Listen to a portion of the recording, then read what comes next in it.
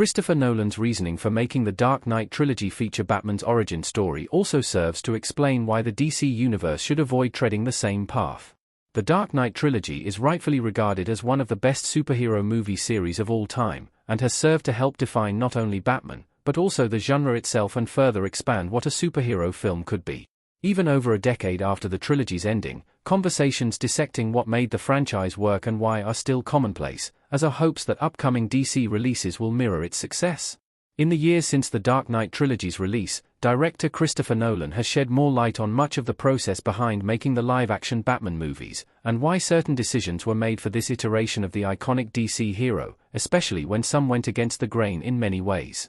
Perhaps one of the most interesting of Nolan's comments about this topic revolves around his decision to make the story begin with a grounded exploration of how a billionaire orphan could convincingly become a battle-hardened superhero who is able to be ready for anything. Christopher Nolan focused on Batman's origin story in the Dark Knight trilogy because it was an interesting gap.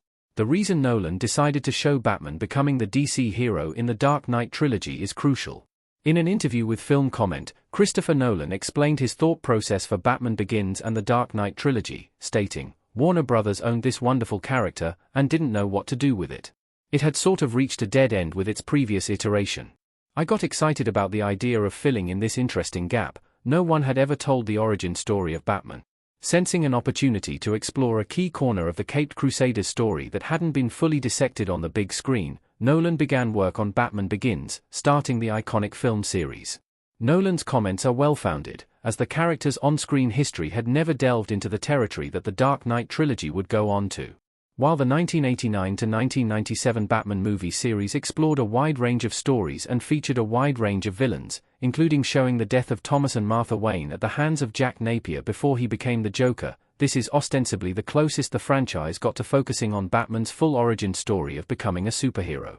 The prior films, spinning off the 1940s serial and 1960s show respectively, focused on this side of things even less.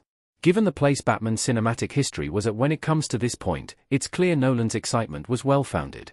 The story of how Batman became a hero is not only an integral part of what makes him interesting, but also a natural way to open up discussion for big conversations around the character, including his motivations and what effect his quest for justice has on Gotham.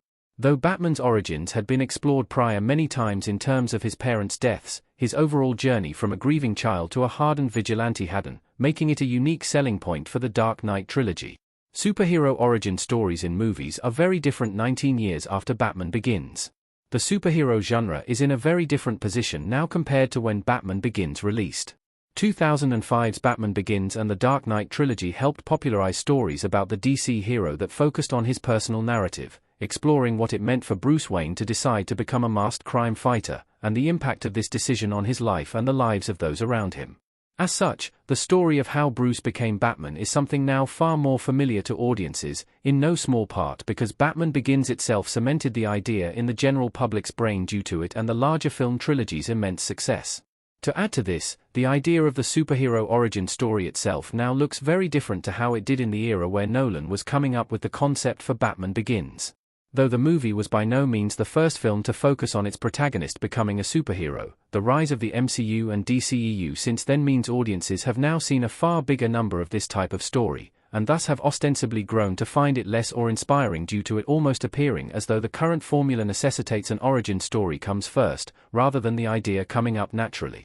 In this changing climate for the genre, it stands to reason that following Nolan's comments and exploring other storylines that are an interesting gap for Batman and his now 80-year-old history is likely to engage audiences more than giving them the 20th superhero origin story they've seen in the past decade, especially given how well established The Dark Knight's now generally is at this point in time. This is doubly true for the DC universe as well, given its current setup. Why the DC universe is better off not focusing on Batman's origin story. The DC Universe's current setup lends itself better to covering fresh territory. Damian Wayne as Robin in his DC Rebirth costume. The DC Universe is already delving into territory that other live-action releases historically have avoided, with projects like Swamp Thing and The Authority exploring characters who are relatively obscure to many cinema-goers.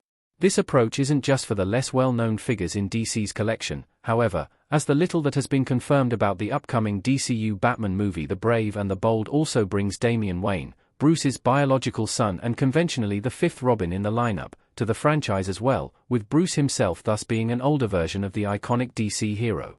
Given the DC universe is seemingly already aiming to combine the familiar with untapped territory for DC in terms of its adaptations, and this intention already appears to be a part of the approach with Batman given Damian's presence, focusing away from Batman's origin story and more towards other stories that haven't received the same attention historically could really help make this version of The Dark Knight something special. Indeed, this would replicate Nolan's aims with the Dark Knight trilogy itself, taking the character's on-screen story in a new direction that still mirrors past successes.